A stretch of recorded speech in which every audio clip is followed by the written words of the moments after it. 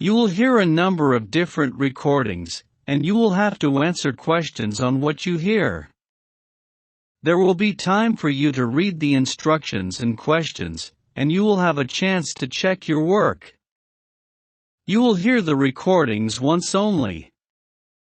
The test is in 4 parts. At the end of the test you will have some time to check your answers.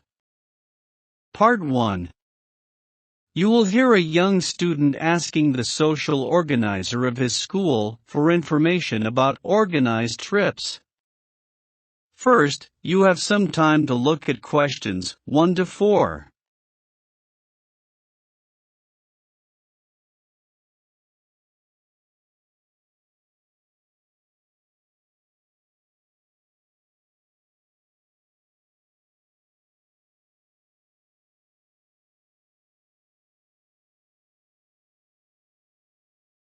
Now should answer the questions as you listen, because you will not hear the recording a second time. Listen carefully and answer questions 1 to 4.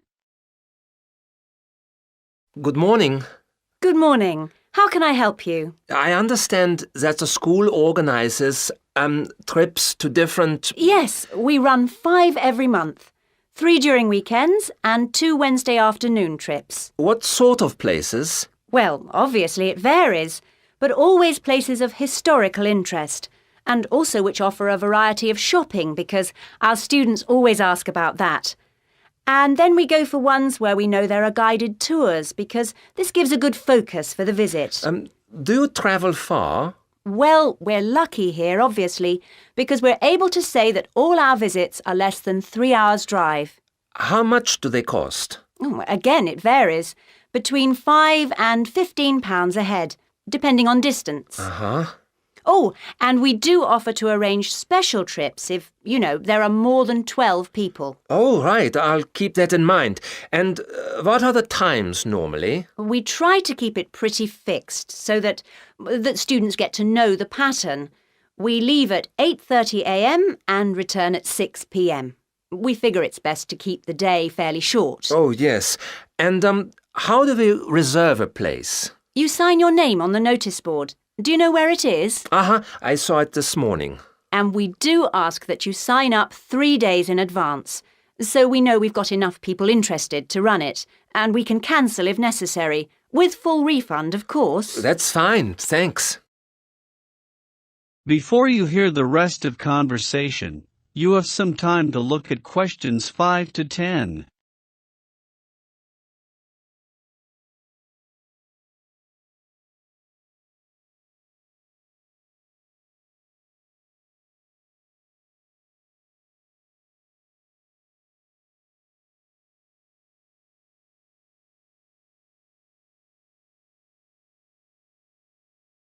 Now listen and answer questions 5 to 10.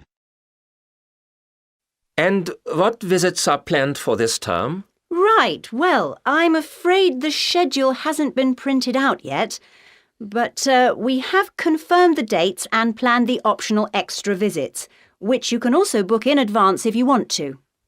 Oh, that's all right.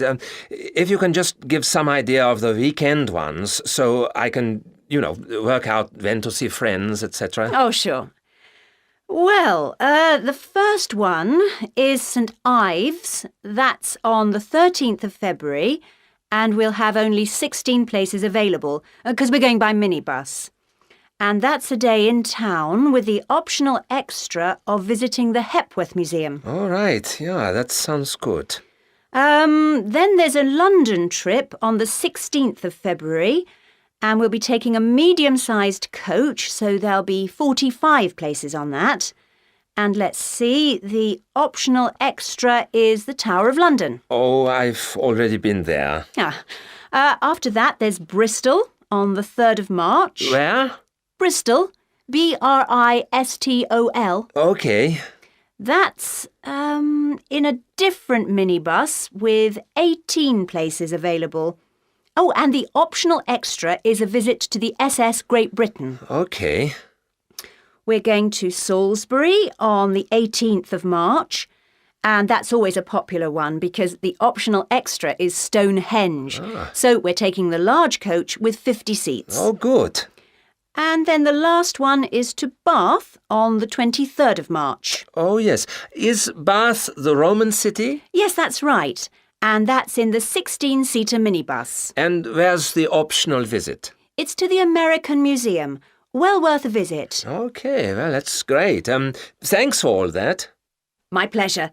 Oh, by the way, if you want more information about any of the trips, have a look in the student newspaper. Okay. Or have a word with my assistant. Her name is Jane Yentob. That's Yentob. Right, I've got that. Thank you very much for all your help. You're very welcome. I hope you enjoy the trips. That is the end of part 1. You now have half a minute to check your answers.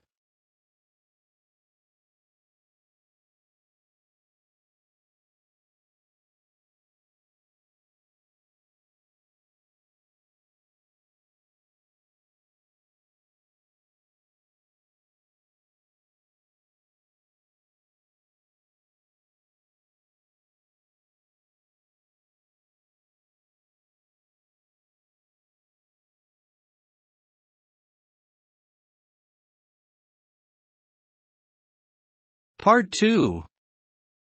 You will hear a man talking to a group of people about a tour of theaters in the city of Munich in Germany that he has arranged for them. First, you have some time to look at questions 11 to 15.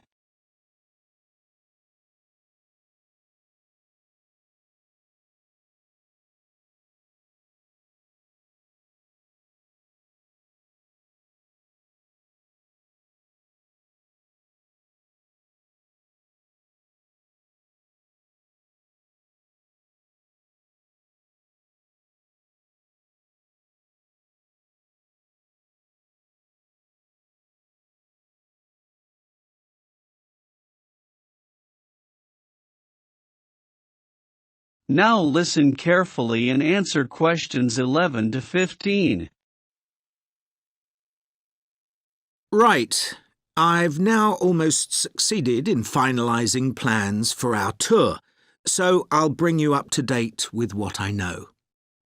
As you know, we're flying first to Munich on Monday the 4th. The flight is at 11:30, so it's too early to have lunch at the airport. I suggest we meet there for coffee at 10, which should give us plenty of time for breakfast before we leave home. When we arrive in Munich, we'll be met at the airport by Klaus Bauer. Klaus works for a tour operator, and he'll look after us for the time we'll be in Germany.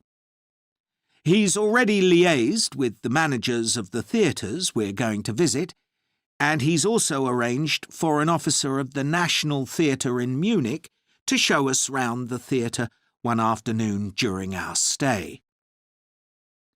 Now, last time we discussed this trip, I didn't have the precise cost for hotel rooms, but now I have.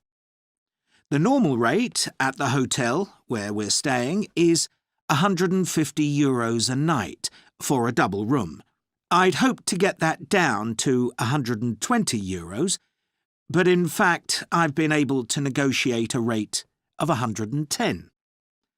That'll be reflected in the final payment, which you'll need to make by the end of this week. On Tuesday, the day after our arrival, I had hoped we could sit in on a rehearsal at one of the theatres, but unfortunately that's proved very difficult to arrange. So instead, we'll have a coach trip to one of the amazing castles in the mountains south of Munich. On Tuesday evening, we'll all have dinner together in a restaurant near our hotel. From talking to you all about your preferences, it was clear that a typical local restaurant would be too meat-oriented for some of you. Some of you suggested an Italian restaurant, but I must confess that I decided to book a Lebanese one, as we have plenty of opportunities to go to an Italian restaurant at home. On Wednesday afternoon, the director of the play we're going to see that evening will talk to us at the theatre. She'll describe the whole process of producing a play, including how she chose the actors and, as the play we're going to see is a modern one, how she worked with the playwright. Before you hear the rest of the talk, you have some time to look at questions 16 to 20.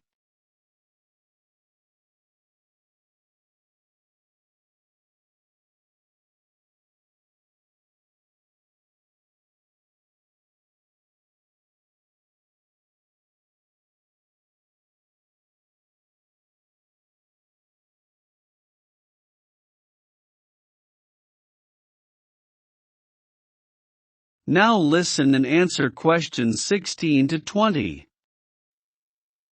Right. Now I'd just like to make a few points about the plays we're going to see, partly because it might influence your choice of clothes to take with you. The play we're seeing on Wednesday evening is a modern one, and we're going to the premiere, so it'll be quite a dressy occasion, though of course you don't have to dress formally.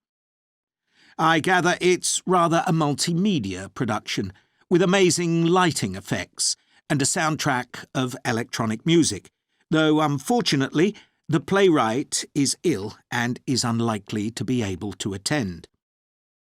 On Thursday, we're seeing a play that was first performed last year, when it was commissioned to mark 100 years since the birth in the town of a well-known scientist. We're going to see a revival of that production, which aroused a lot of interest. Friday's play will really make you think hard about what clothes to pack, as it'll be in the garden of a palace. It's a beautiful setting, but I'd better warn you, there won't be much protection from the wind. On Saturday, we're going by coach to a theatre in another town, not far from Munich. This will be the opening of a drama festival, and the mayor and all the other dignitaries of the town will be attending. After the performance, the mayor is hosting a reception for all the audience, and there'll be a band playing traditional music of the region. And after having a day off on Sunday, our final play is on Monday, and it's in the stunning setting of the old town hall, which dates back to the 14th century. The performance marks the 50 years that the lead actor has been on stage, and the play is the one where he made his first professional appearance all those years ago. And the day after that, we'll be flying back home. Now, have you got any questions before I move? That is the end of part 2. You now have half a minute to check your answers.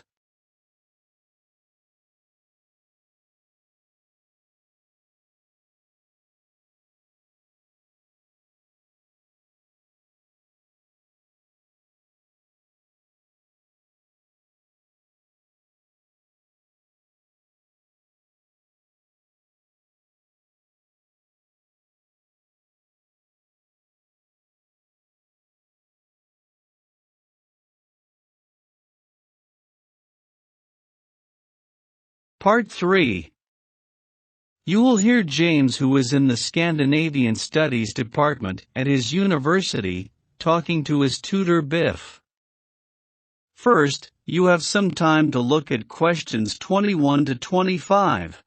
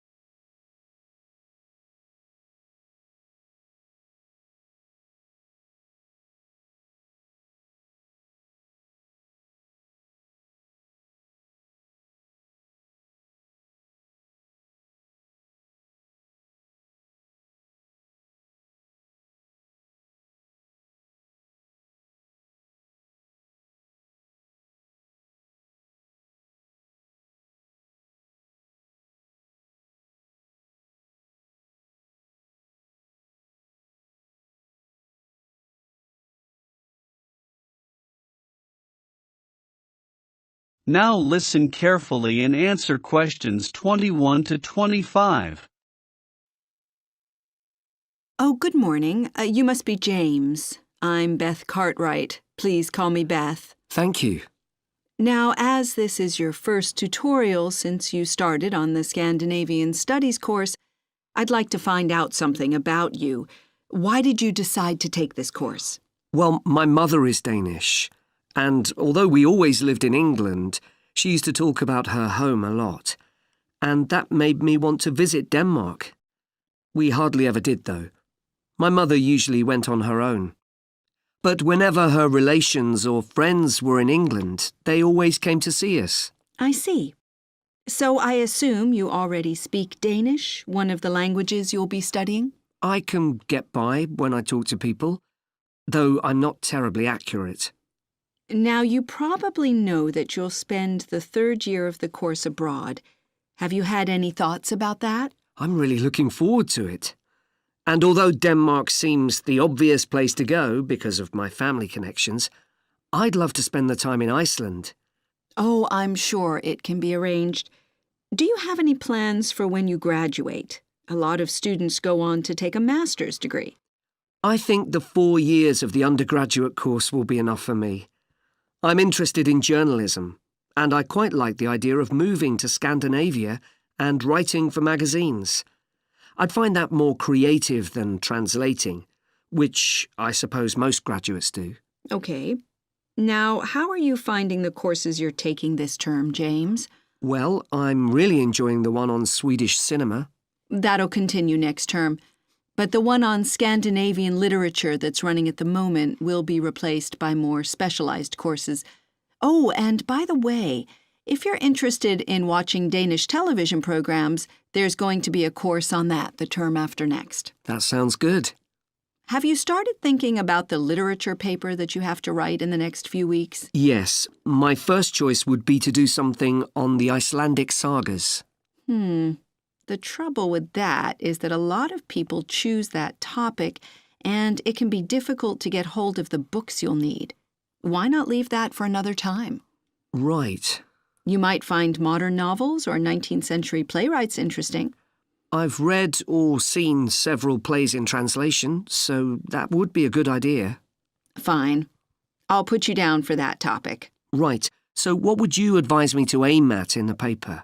First, I suggest you avoid taking one writer and going into a great deal of detail. That approach certainly has its place, but I think you first need to get an understanding of the literature in the context of the society in which it was produced, who it was written for, how it was published, and so on. I also think that's more fruitful than placing it within the history of the genre. Okay, that sounds reasonable. Before you hear the rest of conversation, you have some time to look at questions 26 to 30.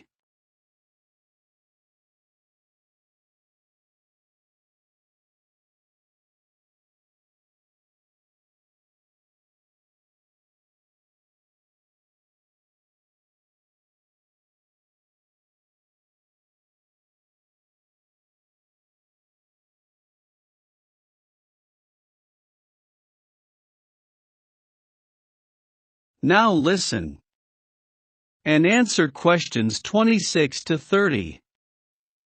Could I ask for some advice about writing the paper I'm working on about the Vikings? I have to do that this week, and I'm a bit stuck. Of course. Have you decided yet what to write about? No, I haven't. There's so much that seems interesting. Viking settlement in other countries, trade, mythology. Well, what I suggest is that you read an assignment a student wrote last year, which is kept in the library. It's short and well-focused, and I'm sure you'll find it helpful. I'll give you the details in a moment. Textbooks usually cover so many topics, it can be very difficult to choose just one. Okay. I've got a DVD of the film about the Vikings that came out earlier this year. Should I watch that again? If it's the one I am thinking of, I'd ignore it. It's more fantasy than reality. But I've got a recording of a documentary that you should watch. It makes some interesting and provocative points, which I think will help you to focus your topic. Right. So then, should I work out an outline? Yes, just headings for different sections at this stage. And then you should start looking for suitable articles and books to draw on, and take notes which you organize according to those headings. I see. Then put short phrases and sentences as bullet points under each heading. Make sure that this skeleton makes sense and flows properly before writing up the paper in full. Okay. Thanks. That's very helpful. That is the end of part 3. You now have half a minute to check your answers.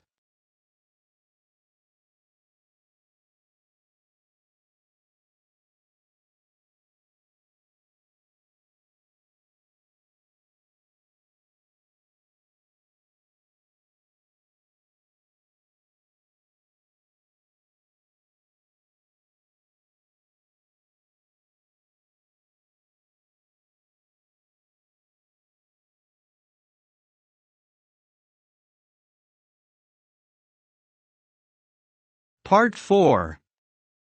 You will hear a talk on the subject of urban landscape. First, you have some time to look at questions 31 to 40.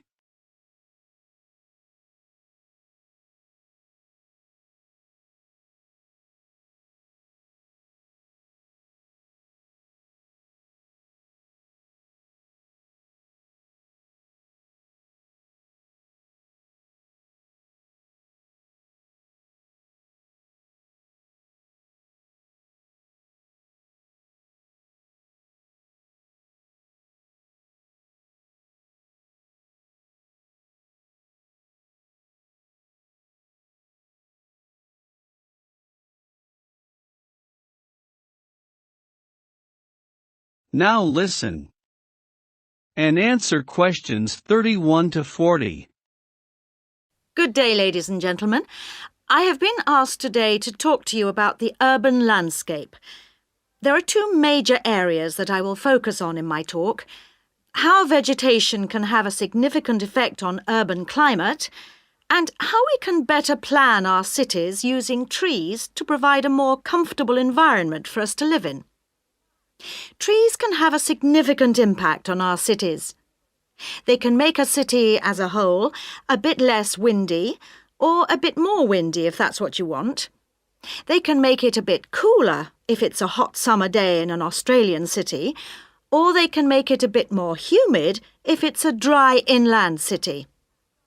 On the local scale, that is in particular areas within the city, trees can make the local area more shady, cooler, more humid and much less windy.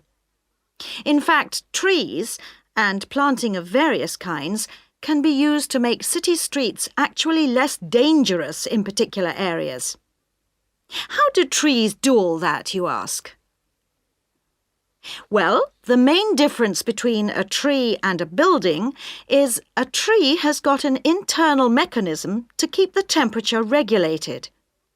It evaporates water through its leaves, and that means that the temperature of the leaves is never very far from our own body temperature. The temperature of a building surface on a hot sunny day can easily be 20 degrees more than our temperature. Trees, on the other hand, remain cooler than buildings because they sweat. This means that they can humidify the air and cool it, a property which can be exploited to improve the local climate.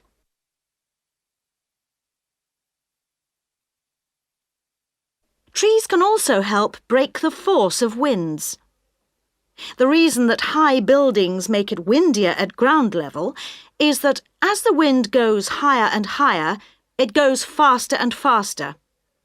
When the wind hits the building, it has to go somewhere. Some of it goes over the top, and some goes around the sides of the building, forcing those high-level winds down to ground level. That doesn't happen when you have trees. Trees filter the wind and considerably reduce it, preventing those very large, strong gusts that you so often find around tall buildings. Another problem in built-up areas is that traffic noise is intensified by tall buildings. By planting a belt of trees at the side of the road, you can make things a little quieter, but much of the vehicle noise still goes through the trees. Trees can also help reduce the amount of noise in the surroundings, although the effect is not as large as people like to think. Low-frequency noise in particular just goes through the trees as though they aren't there. Although trees can significantly improve the local climate, they do, however, take up a lot of space. There are root systems to consider, and branches blocking windows and so on. It may therefore be difficult to fit trees into the local landscape. There is not a great deal you can do if you have what we call a street canyon, a whole set of high-rises enclosed in a narrow street. Trees need water to grow. They also need some sunlight to grow, and you need room to put them. If you have the chance of knocking buildings down and replacing them, then suddenly you can start looking at different ways to design the streets and to introduce tree planting. That is the end of part 4. You now have half a minute to check your answers.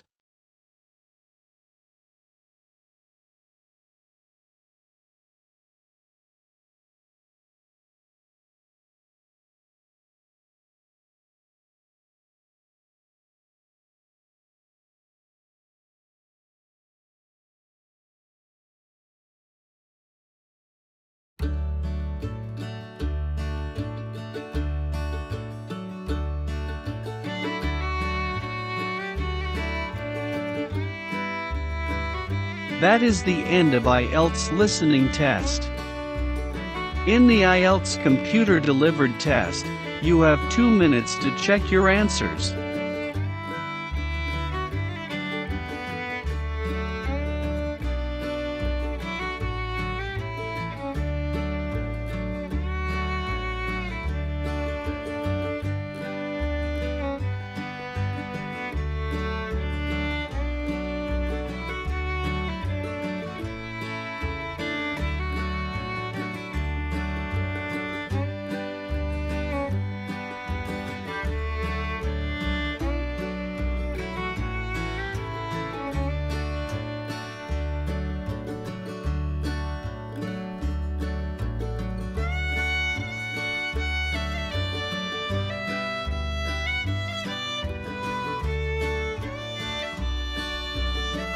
You may look at the answer keys to calculate your marks, and hit the subscription button to support us.